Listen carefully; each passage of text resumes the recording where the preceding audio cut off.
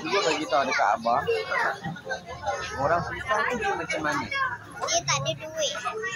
Dia tak ada duit. Okey. Lepas tu dia susah.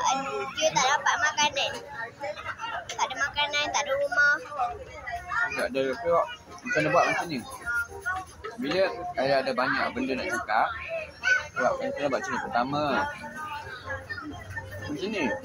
Pertama, dia tak ada duit. Tak ada duit. Kedua, Tak ada rumah. tak ada rumah. Ketiga, Tak ada makanan. tak ada makanan. Lagi?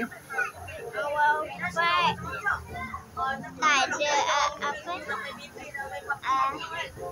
Rau. Rau. Itu saja. Ya. Pernah tak ada tengok orang susah? Tak. Saya dah pernah jalan-jalan ke tengok terjumpa orang tu dia tak ada rumah, tak ada duit, dia tak ada makan minum. Tak. Tak pernah. Kalau orang tu dia tak pernah tengok orang susah, boleh ke dia rasa kesusahan orang? Dia rasa diri dia susah. Boleh ke? Ha? Tak boleh lah sebab dia sendiri tak berasa susah. Faham tak? Dia tak berasa susah. Macam mana dia nak rasa orang tu susah? Sebab dia sendiri pun tak tahu apa tu kesusahan. Faham tak? Faham tak? Kesusahan tu macam mana? Kesusahan tu macam mana? Dia susah. Okey. Ini secara umum. Okay, macam mana? Kita tengok orang kan, kita nak kata, dia ni orang susah kan? Dia kita bukan kita kata dekat dia. Dia cakap dalam hati kita, kita tengok kita boleh tahu dia ni orang susah. Okey, ada cuba bayangkan. Dekat dalam kelas Saira, di Saira kan ada berapa orang? 40 orang. Tak. 29. 29 orang. 29 orang tu ada tak yang orang susah? Ada.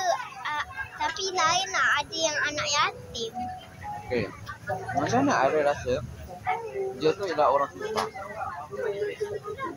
Macam mana dia rasa dia susah? Ha? Macam mana dia rasa dia tu ialah orang susah? Sebab mak dan ayah dia dah meninggal. Oh, dia meninggal. Mak dan ayah dah meninggal. Jadi, dia rasa dia susah. Lagi, dia seorang je dalam 29 orang. Dia seorang je. 3 orang. Okay, 3 orang, mak dia meninggal. Kedua, Mak dia meninggal. bapak dia ada. Tak, bapak dia pun meninggal. Oh, 2 orang. Yang ketiga,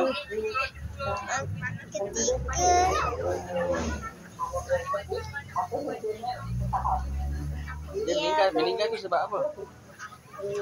Meninggal tu sebab apa tanya tak? Tahu tak sebab apa? Sakit ke? Malangan ke? Tapi ayah dia beritahu lah. Dia dia bergaduh dengan mak ayah dia. Lepas tu dia meninggal.